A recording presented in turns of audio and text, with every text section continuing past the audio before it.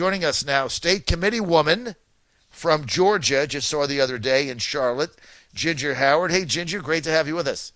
Good morning, John. How are you this morning? Ginger, never better. I know you had to get up early and be with us. You don't have to be at your boutique shop in Buckhead till 10, so you have to get up early. I would get up early for you, John, any day. Happy to be here today. Oh, well, thank you, Ginger. Thank you. Hey, we're going to get to your book in a minute, Ginger, but let's get to Georgia politics. I'm going to go through these races. Okay. Let's start with David Perdue. Some people say he's in a tough race for re-election. How do you see that shaping up? Well, that's funny that you said that. Every other commercial is either for him or against him. So it is really, they are fighting hard here in Georgia for this state, and I do think it is a tight race. I definitely believe that David will win. He has a strong base. He has a strong campaign team, and the Republican Party is working hard, but it is tight. And John Ossoff was... I'm sure you remember in the special election with Karen Handel a couple of years ago, and they spent lots of money here. People from all over the country raised money, and so he is running against David Perdue. So he has high name ID, and David's in a tough fight, but I do believe he will win. Well, John Ossoff has never had a job. I don't know. He has to send somebody to Congress at 20, to Senate at 30 years old. The kid's never had a job. I mean, he's a nice young fella. I think back then when he was running against Karen Handel, I had him on my show once. He seems like a nice guy, but he's never had a job. Well, that's a good point, and you could do a commercial for us for that, because that's a good point. People need to know that. And David Perdue has done a lot of wonderful things in his life, and he was an outsider, a businessman, and decided 6 years ago that he thought he could make a difference, and he has, and he's done an amazing job. I'm very thankful. Senator. Right, he's a fabulous senator, and he stood with the president time in and time out, and for that I'm grateful. No, he's been fantastic, and I think he's in good shape. I think at the end of the day, John Ossoff just doesn't have the credentials. They're going to pour a lot of money in there. Trump pulled ahead in Georgia. Some polls have him up by 5. Others have it tied. What say you? I say he's up for sure. This is Trump country. Right. This is Trump country. I believe we're going to win here with Trump, and I think it's going to be bigger than they think. I saw a poll had him up by 5. One other poll had him tied. What do you think? I would say up by 5. I would take that poll. Yeah, I think he's going to win by 5 there, which then makes it makes it very difficult for Democrats running on a statewide ticket to overcome that. Well, that's the point, and that's what we're hoping for. That's why I believe David will win that seat and will win that Republican other senator seat that you mentioned earlier. You're on the John Fredericks Radio Network, WJFN, AM 820, FM 100.5, FM 92.7. Also WBRG, great to be there in Lynchburg, 100.51 FM, and Super Talk 1050 among the other stations that we're on. Thanks for being with us today. Also, don't forget to download my free app. Just go to the Apple Store. If you have an Apple or Google Play Android, put in the John Fredericks Show. You're right there. We're with Ginger Howard, State Committeewoman from Georgia. Ginger, let's get to another very tight race for Senate, which is Kelly Loeffler, the incumbent, being challenged, and it's a 3-way jungle primary. In November, it's going to be. Actually, there's 4 people in it, I believe. Actually, right? There's 20. 20, but there's 4. There's 4 major right. Well, candidates, there's 4. Right, prominent. Right. Doug Collins trying to oust Kelly Loeffler, good friend of ours, good friend of the show. Kelly, not so much. It just is what it is. And then you've got the Raphael Warnock, who is the pastor of Ebenezer Baptist Church. And that's Raphael, what's his name? Warnock, that's right. And he's a big pastor.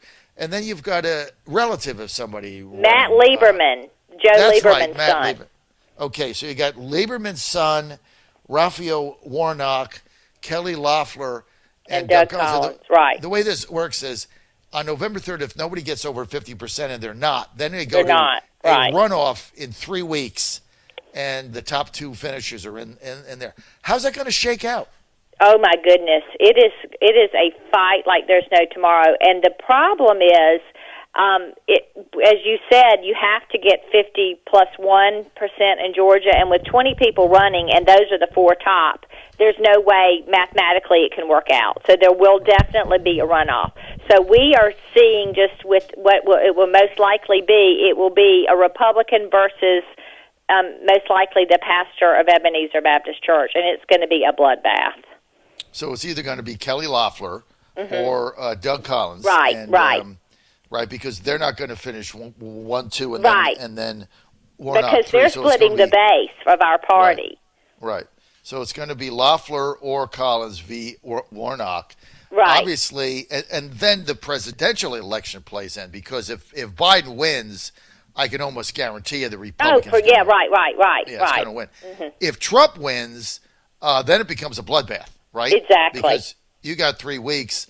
I mean, I remember when I was there, the last time I remember this was, I remember 2 times. The first time was Coverdell running against Wyche Fowler, who was the incumbent, and this was in 1992, after Clinton won, and Fowler was the big favorite. Coverdell came from behind and beat him, and all of the analysis says it was because Clinton won and nobody did anything.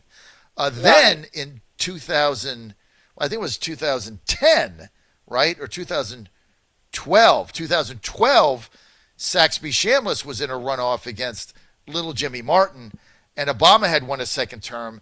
Chambliss won a lot easier than people thought he would as a result of that. Yes, I was on that campaign. Yes, If you had to make a prediction now, what would it be? Oh my goodness, I don't know. No, I think you mean who's going to win? Who's going to be in the runoff? Or who's going to be in the runoff? Who's going to be in the runoff? Well, right now, just from the latest polls that I've seen, it looks like Kelly and Raphael, from what I've seen lately. All right, I'm going to predict Collins and Raphael. Okay. I think Collins' base is going to turn out. I'm a Doug Collins fan. I think he gets in the runoff, and I just don't see Trump voters falling over themselves to vote for Kelly Loeffler. So we'll see how it turns out. Yeah, it'll be interesting. It'll definitely be interesting. You can't predict the winner until you know who's going to win the presidential race. See that you're right. Yeah, mm-hmm. Yeah. So you can't really predict that. Yeah. So I mean, it's time. I mean, and that's the problem. I mean, Doug is fabulous, and Kelly's done a good job, and so it's hard, and the Republican base is split for that. So it's going to be really interesting. Well, and then they have to get back together. I mean, that's the other thing. Right, and that's the key. We got to pray they get back together, because we have to get back together. We can't, we can't continue to be a house divided. Yeah. Well, so it'll be interesting. Collins is going to be the winner there. Okay, that's my prediction, and we'll see who one of us is going to win and buy dinner. Right? Okay, where are we going? Are we going back to that place in Charlotte? We'll have to meet in between. I'll probably come to Atlanta. You can take me. Yeah, you come to Atlanta. You can take me to dinner when Collins wins. Take me to Morton's there. Okay. I got a lot of people that owe me dinner. By the way, Dick Saslaw owes me 2 dinners from 2016. I haven't heard from him. So I'm good. I'm good on that. I'll keep my word. I'll do that for sure. Collect all these. Now you got to go to our Facebook page, Ginger for Georgia, on Facebook, Ginger for Georgia. Ginger Howard with us. She is the state committeewoman, Republican, obviously, from the Peach State. Ginger, you've got a new book out. Tell us about it. Yes, I'm so excited. Alveda King, Dr. Martin Luther King's niece and the daughter of the late A.D. King, who was also in the civil rights movement with his brother. She and I have written a book, We're Not Colorblind, Healing the Racial Divide. It is on Amazon, Barnes & Noble, and GingerHowardSelections.com. But we are so excited about this book, John, because we feel like it couldn't have come at a better time. As you see when you turn on the news and you hear all the riots and everything, there's a lot of racial tension in our country. So she is a black woman, I'm a white woman, and we wrote a conversational book on race relations, and we are very excited about it. We've gotten a great response, and we are just hoping that it will be a conversation to bring some healing across our country. Now, you can buy it on Amazon or your favorite bookstore. You can also go to Barnes and Noble. Oh, yeah. Or my store, you can go at GingerHowardSelections.com. And if you're a woman, you can look at pretty clothes there, too, and buy a book. GingerHowardSelections.com. You can also go to her Facebook page, Ginger for Georgia, which I love that name, Ginger. And what was the idea for the book? When did you guys start it? Well, this is the craziest thing, John. It actually started 3 years ago on August the 28th, 2017, on the anniversary of Martin Luther King's speech, I Have a Dream. We were both invited to speak at Ebenezer Baptist Church, who, by the way, is Raphael Warnock, the pastor of that church.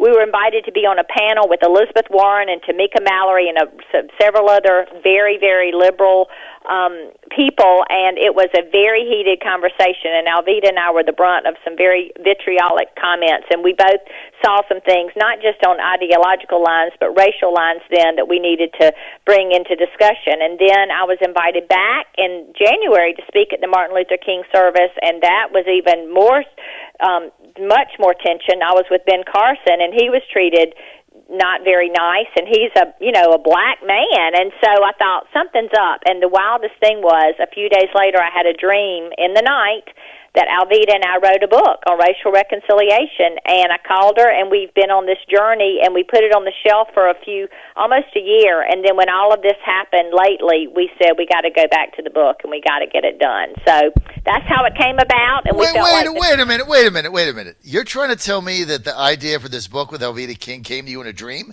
Yes. Get out of town. I promise you. You call her and ask her. So what did you do? Call her up and say, "Look, Alveda, yeah. I just had a dream." Yeah, I literally called her, and I didn't know her that well, but we were friends, and I had her cell number, and I called her, and I just left her a message. Hey, Alveda, I had a dream. I need you to call me. So she called me about 3 days later, and she was like, "Tell me about your dream." And I said, "Well, and I want you to know," she said, "let's do it." And by the afternoon, she texted me the name of the book and the title of the first 8 chapters. I can't believe that. So you just came over, what, just started dictating? Just getting a tape recorder out? Yeah, I'm old school. I first got out a pen and paper, and then I got out my computer. And I would write, and she would write. So each chapter is in conversation. Ginger speaks, Alveda speaks, and it's very interesting. She has such an interesting childhood, as you would know. And I grew up in segregated South Georgia. So it's just a beautiful book, we believe, that intersects 2 different lives at 2 different times. And yeah, it came to me in a dream. So don't discount your dreams, John. I tell you what, I'm kind of shocked by that you would have a dream, call up Alveda, and then you got a book. Give us the title again. We're Not Colorblind, Healing the Racial Divide. And also, if you want an autographed copy, you can go to notcolorblindbook.com, and you'll get an autographed copy from Alveda and me, notcolorblindbook.com. All right, I got to do that as soon as I get off the air. What is it called again? Notcolorblindbook.com. Notcolorblindbook. I got to write this down. Book.com. Yeah. So if I go there, I'm going to get an autographed copy. Yes, right. And we've got another batch coming in a couple of weeks, so you'll wait a couple of weeks, but go ahead and pre-order. And then paperbacks on Amazon.com, and Barnes & Noble has hardback and I don't want a paperback. If I you go want there, the real thing. You I want the real thing, and I'm going to get your autograph. Yes, you're going to get my autograph. Notcolorblindbook.com. All right, I got to do that, and then you're going to take me to dinner when Doug Collins Collins wins. I'm going to take you. I go to Buckhead. At Morton's Steakhouse. Okay, we got a lot going on. Is Buckhead open now? Did they finally open it? Oh, yes, but it's still kind of crazy. Yeah, demand is down, right? What is? Demand. Oh, definitely. And I had to call the Buckhead Business Association the other day because at night they're doing drag racing in front of my shop, and the police won't stop it because they have a no chase order in Atlanta for cars, so they let these people drag race from night, and they put it on Facebook and social media, and they do it all night long. And then and the sad thing is there's tons of homelessness, and they're just setting up camp in all these buildings around in Buckhead. Oh yes. In the Cheesecake Factory, the old Cheesecake Factory, there's a homeless camp there, and they haven't moved them. It's very bad. And that's right down from my store. Well, when I was there, when I went on my Open America tour, and of course, Brian Kemp in Georgia was the first state to relax the restrictions, and that was the first place I went. And remember, we went to Alpharetta, right? We did our show there. Yeah, we did. I came out there. I forget, but it was like there was no one there.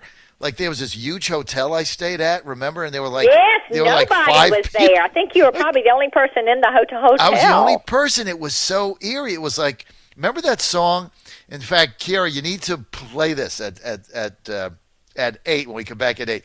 Remember that song, Hotel California? California, yeah, you get right? in, but you can't. Yes, yes. Steely Knives. That kind of reminded me of that because I was like, there was this huge hotel in Alpharetta. I forget what it was called. Hotel Avalon, I think. Avalon. Yeah. Mm-hmm. It was and it had this huge suite they gave me. You know, obviously I got a good deal on it. Right. I was the only person in the hotel. Yeah, you had the whole hotel to yourself. Didn't you feel famous? It was so weird. I know. Remember, you came to that, and Vernon Jones came. Oh, that was so fun. Who would have thought Vernon Jones is doing what he's doing now? I thought he did a great job. He comes on my show, and then he pops up at the... I know. See what you do for people? featured speaker at the RNC convention. All right, Ginger, thank you.